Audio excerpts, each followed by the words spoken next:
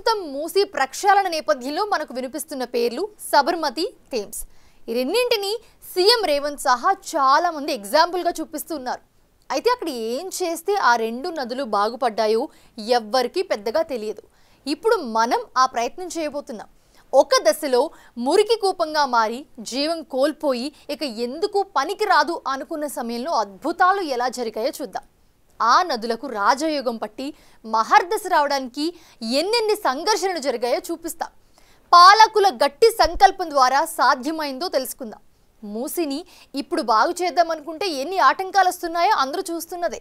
కానీ సబర్మతి, థేమ్స్ నదుల తలరాత ఎలా మారిందో చూస్తే గనక అందరి కళ్ళు తెరుచుకోవడం ఖాయం.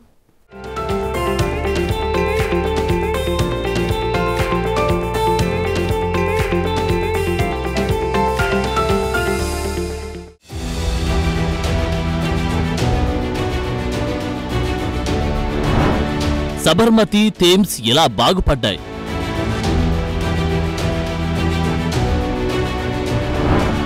ఎదురైన ఆటంకాలను ఎలా అధిగమించాయి?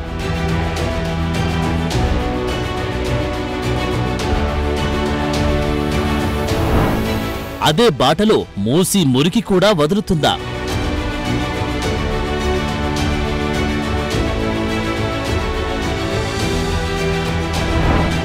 అడ్డుపడే నేతల ముసుగు తొలగించడం ఖాయమా?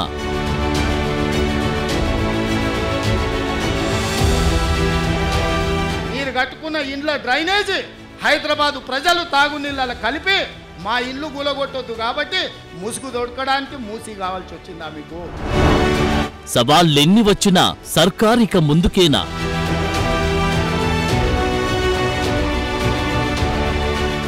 గుజరాత్లో అహ్మదాబాద్లో సబర్మతి రివర్ ఫ్రంట్ నరేంద్ర మోడీ కట్టుకోవచ్చంట, కానీ నరేంద్ర మోడీకి ఊడిగం చేస్తాడంటేనే కానీ మూసీ రివర్ ఫ్రంట్ మాత్రం తెలంగాణలో కట్టొద్దంట. ఏం న్యాయమా ఇది? రైట్. సీఎం రేవంత్ పదే పదే సబర్మతి గురించి చెబుతున్నారు. అదే విషయం ఎందుకు గుర్తుకు చేస్తున్నారని అంతా అనుకోవచ్చు. కానీ అది తెలుసుకోవడం అందరి బాధ్యత కూడా. అహ్మదాబాద్ మధ్యగా ప్రవహించే సబర్మతి నది ఒకప్పుడు అచ్చం మన మూసీ నది మాదిరిగానే ఉండేది. మన హైదరాబాద్లో ఎలాగైతే మూసీ మధ్య నుంచి ప్రవహిస్తుందో అలాగే అక్కడ కూడా. కానీ సబర్మతి దశ మాత్రం తిరిగిపోయింది. కాదు, దశ తిప్పేశారు. సంకల్పం గట్టిదైతే పని జరుగుతుంది అని మోడీ అనుకున్నారు. సబర్మతిని అందమైన నదిగా మార్చేశారు. మన దగ్గర కూడా మూసీ నది దశ మార్చాలని సీఎం రేవంత్ రెడ్డి గట్టి పట్టుదలతో ఉన్నారు. నదితో పని ఏముంది, ఏం వస్తుంది అనుకోవద్దు. జలవనరుల చుట్టూనే నాగరికత ఉంటుంది. పల్లెలైనా, పట్టణాలైనా, నగరాలైనా ఏదో ఒక నది, చెరువు ఆదరువుగా ఏర్పడ్డవే, విస్తరించినవే. వీటిని, పర్యావరణాన్ని వేరు చేసి చూడలేం. అందుకే అంత ప్రాధాన్యం. ఇదే అందరూ అర్థం చేసుకోవాల్సిన విషయం.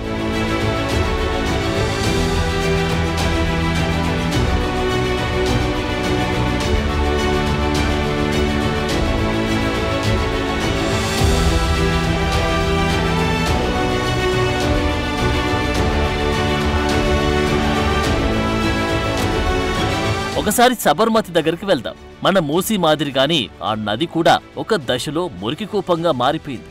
జీవం కోల్పోయింది. చుట్టూ అపరిశుభ్రత, చెత్త వాతావరణం.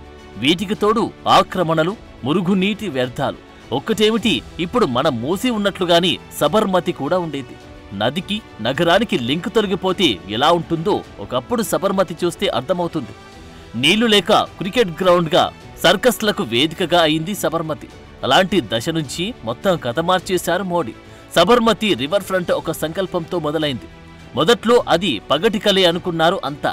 ఒక అడుగు ముందుకు పడితే 3 అడుగులు వెనక్కి పడుతుందన్నారు. అయ్యేది కాదు, పోయేది కాదన్నారు. కానీ అసాధ్యం సుసాధ్యమైంది. ఎలా జరిగిందో చూద్దాం.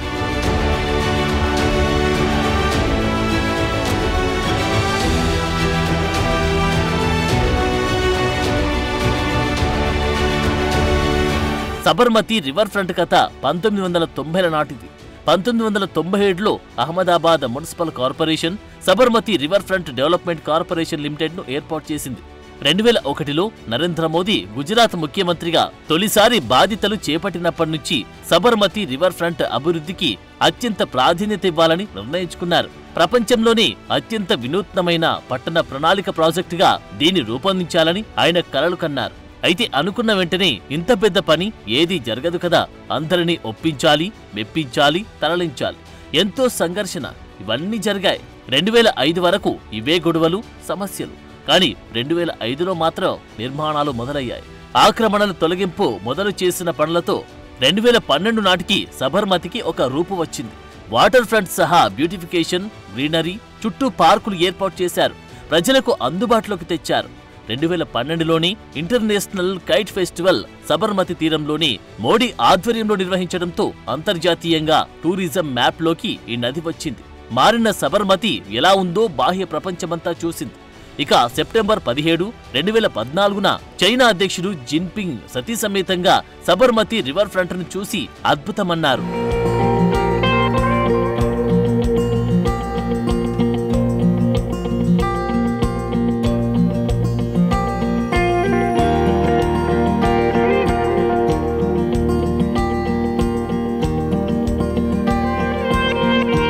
పర్యావరణ మెరుగుదల, సామాజిక మౌలిక సదుపాయాలు, అలాగే స్థిరమైన అభివృద్ధి లక్ష్యంగా సబర్మతి రివర్ ఫ్రంట్ జనానికి అందుబాటులోకి వచ్చింది. నదికి రెండు వైపులా గోడలు ఏర్పాటు చేశారు. వరదలు వస్తే లోతట్టు ప్రాంతాలు మునిగిపోకుండా తీర్చిదిద్దారు. అలాగే మురికి నీళ్లు, పారిశ్రామిక వ్యర్థాలు సబర్మతిలో కలవకుండా కొత్త సీవేజ్ ట్రీట్మెంట్, అలాగే వరద నీటి ప్రవాహం కోసం మరిన్ని ఏర్పాటు చేశారు. దీంతో మురికి నుంచి సబర్మతికి విముక్తి కలిగింది. సబర్మతి రివర్ ఫ్రంట్ కల సాధ్యం చేయడానికి ఆక్రమణలకు గురైన 501 ఎకరాలను స్వాధీనం చేసుకున్నారు. ఈ స్వాధీనం చేసుకున్న భూమిలో 85% ల్యాండ్ను ప్రజలకు మౌలిక సదుపాయాలు, వాకింగ్ ట్రాక్, పార్కుల వంటి వాటికి కేటాయించారు. మరో 15% వాణిజ్య అవసరాలకిచ్చారు. భూమి స్వాధీనం సమయంలో మూసి మాదిరిగానే చాలా శక్తులు అడ్డుపడ్డాయి, కానీ వాటిని అధిగమించారు.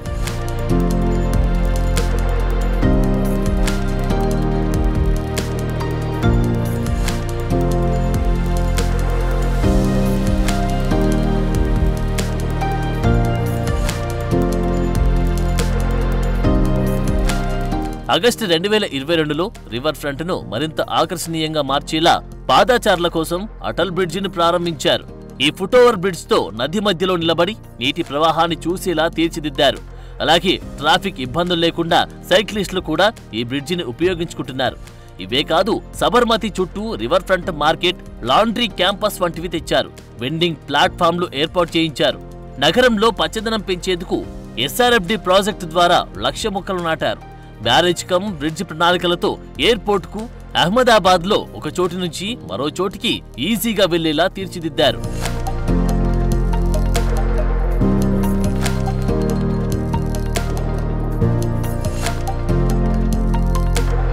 సబర్మతి రివర్ ఫ్రంట్ 120 కంటే ఎక్కువ స్థానిక, అలాగే వలస, అరుదైన పక్షి జాతులకు ఆలవాలంగా మారింది. 45,000 చెట్లు ఉన్నాయి. 11 కిలోమీటర్ల మేర పాదచారుల కోసమే ప్రత్యేకంగా ఏర్పాటు చేశారు. ఏ వెహికల్ వచ్చి ఢీకొట్టుందో అన్న టెన్షన్ లేదు. సబర్మతి తీరానికి వెళ్తే నగరవాసికి చాలా రిలీఫ్ వచ్చేలా తీర్చిదిద్దారు. ఆధునిక భారతదేశంలో పట్టణ ప్రణాళిక, అభివృద్ధి హిస్టరీలో ఒక సక్సెస్ఫుల్ ఎగ్జాంపుల్ ఏదైనా ఉందంటే అది సబర్మతి రివర్ ఫ్రంట్ మాత్రమే. అలాగే లండన్ థేమ్స్ నది కూడా ఇలాగే కొత్త రూపు సంతరించుకుంది. శతాబ్దాల చరిత్ర కలిగిన ఈ నది ఒకప్పుడు మురికి కూపంగా ఉండేది. పారిశ్రామికీకరణ ఊపందుకోవడం, నగర జనాభా పెరిగిపోవడంతో ఇంగ్లాండ్ పట్టణాల మీదుగా ప్రవహించే థేమ్స్ నదిలో వ్యర్థాలు కలవడం పెరిగిపోయాయి. 1850లో అయితే థేమ్స్ ఒడ్డున నిలబడే పరిస్థితి కూడా లేకుండా పోయింది. ఒక్కటే కంపు. ఇప్పుడు మనం మూసి ఉన్నట్లు.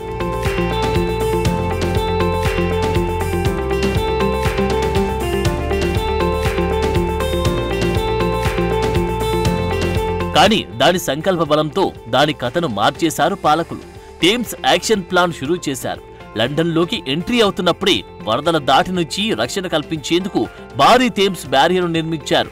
మన మూసీకి ఉస్మాన్ సాగర్, హిమాయత్ సాగర్ జంట జలాశయాలు ఉండడంతో హైదరాబాద్ కు పెద్దగా వరద ముప్పు లేదు. ఒక సమస్యను గతంలోనే మన వాళ్ళు సాల్వ్ చేశారు మన దగ్గర. థేమ్స్ రెండు వైపులా రిటైనింగ్ వాల్స్ నిర్మించారు.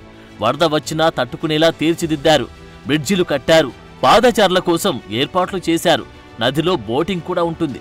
థేమ్స్ ప్రవాహం అంతా చుట్టూ చెట్లు, పార్కులతో ఒక రిలీఫ్ సెంటర్ గా ఉంటుంది. సివరేజ్ కోసం ప్రత్యేక నెట్వర్క్ రెడీ చేశారు. మురికి కలవదు. శుద్ధి అయిన నీటిని మొక్కలకు పోసేలా అంతా ఓ పకడ్బందీగా ప్రణాళికబద్ధంగా ఉంటుందక్కడ.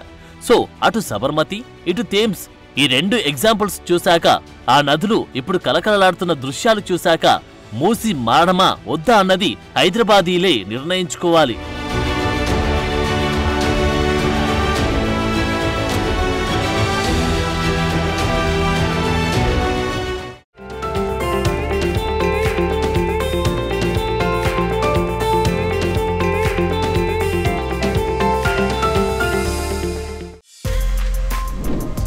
For more videos like this, subscribe Big TV channel.